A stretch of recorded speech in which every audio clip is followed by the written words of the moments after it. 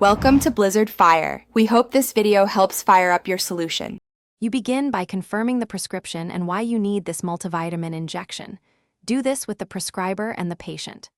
Once done, inspect the vial for correct product, expiration date, and intact seal, and make sure storage conditions were followed.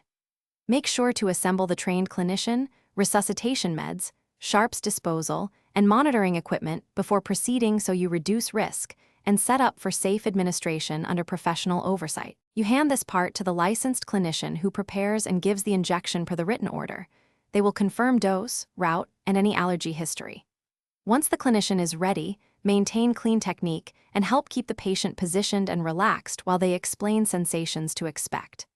After administration, make sure the clinician documents lot number, dose, time, and site, and communicates what signs to watch for so follow-up and traceability are clear. You complete the process by observing the patient for immediate reactions for at least 15 minutes, checking vital signs as your facility protocol requires, and giving clear aftercare instructions about hydration, activity, and when to contact care. Once done, ensure documentation is finalized and the sharps container is sealed. If the patient shows signs of allergy or unexpected effects, stop further doses, activate the emergency protocol, treat per clinician guidance.